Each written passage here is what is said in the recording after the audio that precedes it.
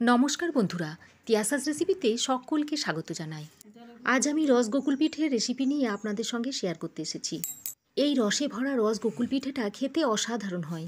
বাড়িতেই খোয়া ক্ষীর বানিয়ে খুব সহজভাবে রসগোকুল পিঠের রেসিপিটা আমি এই ভিডিওতে দেখিয়েছি। ভিডিওটা প্রথম থেকে শেষ পর্যন্ত দেখুন, আশা করি আপনাদেরও ভালো লাগবে। প্রথমে খোয়া ক্ষীরটা তৈরি করে নেব। তার জন্য গ্যাসে একটা কড়াই বসিয়ে 1 লিটার ফুল ক্রিম গরুর দুধ দিয়ে দিচ্ছি।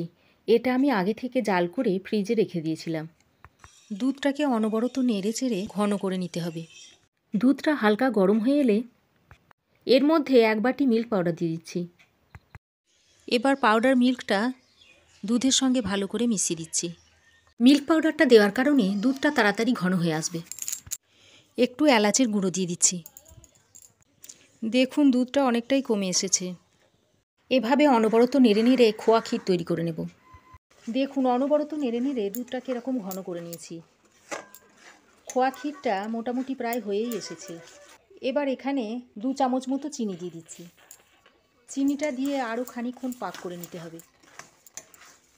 দেখুন অনেকটাই জল শুকিয়ে এসেছে। এই খোয়া ক্ষীরটাকে আমি একটা ডোয়ের মতো তৈরি করে নেব।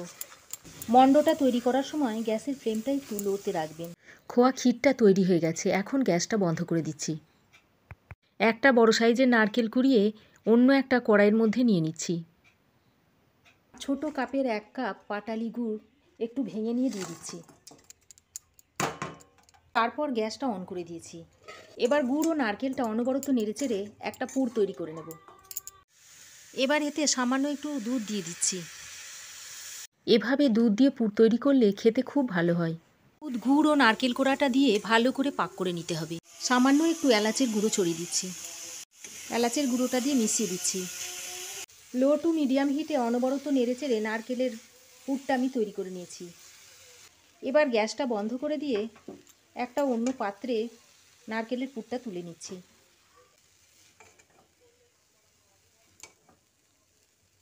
দেখুন নারকেলের পুরটা আর খোয়া ক্ষীরটা দুটো আলাদা আলাদা পাত্রে ঢেলে নিয়েছি। তারপর হালকা একটু ঠান্ডা করে নিয়েছি। এবার খোয়া ক্ষীর আর নারকেলের পুর একসঙ্গে মিশিয়ে নিচ্ছি।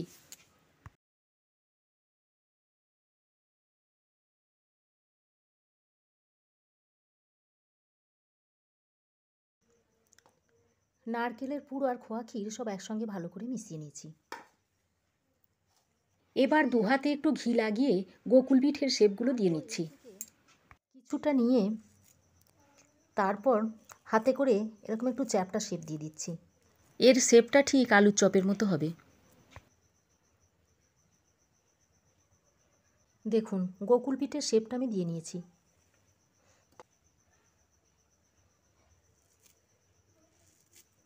আরও একটা দেখিয়ে দিচ্ছি দেখুন।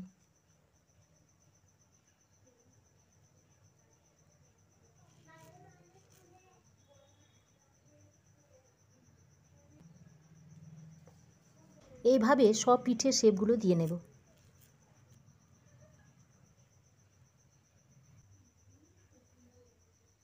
দেখুন সব গোকুল পিঠের শেপগুলো আমি দিয়ে নিয়েছি।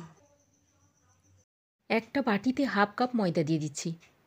আর 1 চামচ চালের গুঁড়ি দিয়ে দিচ্ছি। সামান্য একটু নুন দিয়ে দিচ্ছি। 1 চামচ চিনি দিয়ে দিচ্ছি। এবার 1 চামচ ঘি দিয়ে দিচ্ছি।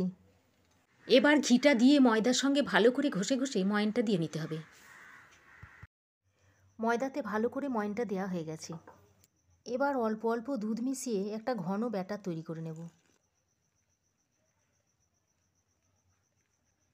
দুধটা একবারে বেশি করে দেব না, অল্প অল্প করে দিয়ে একটা ঘন ব্যাটার করব। দেখুন এরকম একটা ঘন ব্যাটার তৈরি করে নিয়েছি। ব্যাটারটা আমি 10 মিনিট রেস্টে রেখে দিচ্ছি। একটা পাত্রে 1 কাপ থেকে সামান্য একটু কম চিনি দিয়ে দিচ্ছি। এবার ওই কাপেরই মাপ করে 2 বার জল দিয়ে দিচ্ছি। এবার গ্যাসে বসিয়ে একটা শিরা তৈরি করে নিতে হবে।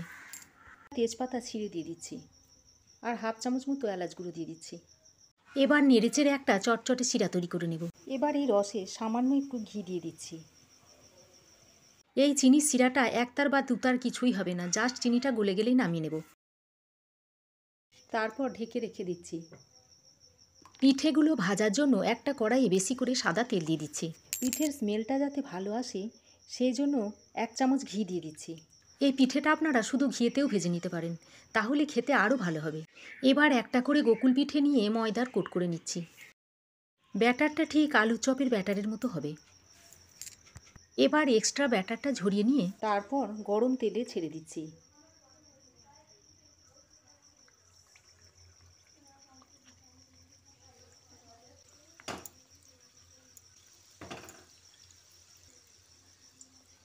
এইভাবে যে কটা গোকুল পিঠে তেলের মধ্যে দেওয়া যায় দিয়ে দিচ্ছি। একসঙ্গে আমি 6টা গোকুল পিঠে দিয়ে দিয়েছি। পিঠেটা দিয়ে সঙ্গে সঙ্গে নাড়াচাড়া করলে হবে না, খানিকক্ষণ পরে উল্টে দেবেন। পিঠেটা খুব বেশি কড়া করে ভাজবো না, হালকা সোনালি করে ভেজে নেব। পিঠেটা ভাজার সময় গ্যাসের ফ্লেমটা লো টু মিডিয়াম হিটে থাকবে। পিঠেটা ভাজা হয়ে গেছে, তুলে নিচ্ছি।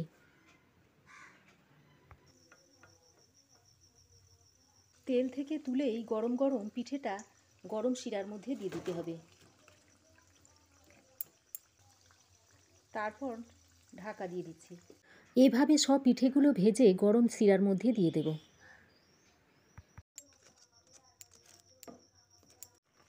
পিঠেটা রসে ভিজিয়ে 5 মিনিট ফুটিয়ে নিয়েছি। দেখুন অসাধারণ লাগছে দেখতে। এবার গ্যাসটা অফ করে দিচ্ছি। তারপর ঢাকা দিয়ে দিচ্ছি। ঢাকা দিয়ে এইভাবে 2 ঘন্টা রেখে দেব, তারপর সার্ভ করে দেব। দেখতেই পাচ্ছেন 2 ঘন্টা পর গোকুল পিঠেগুলো রস টেনে কতটা সুন্দর দেখতে হয়েছে। এবার একটা পিঠে কেটে দেখাচ্ছি, দেখুন ভিতরটাও দেখুন কতটা রসালো হয়েছে। তো বন্ধুরা, আমার এই রসগোকুল পিঠের রেসিপিটা আপনাদের কেমন লাগলো অবশ্যই কমেন্ট সেকশানে একটা কমেন্ট করে জানাবেন। আশা করি ভালো লেগেছে। ভালো লাগলে লাইক ও শেয়ার করবেন, আর পাশে থাকা বেল আইকনটা অবশ্যই প্রেস করবেন। তাহলে আমি যখনই কিছু নতুন ভিডিও আপলোড দেব সর্বপ্রথম নোটিফিকেশান আপনার কাছে গিয়ে পৌঁছাবে।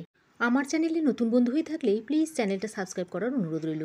আজ এ পর্যন্তই। আবার দেখা হবে নতুন কোনো রেসিপি নিয়ে নেক্সট এপিসোডে। সে পর্যন্ত ভালো থাকবেন, সুস্থ থাকবেন।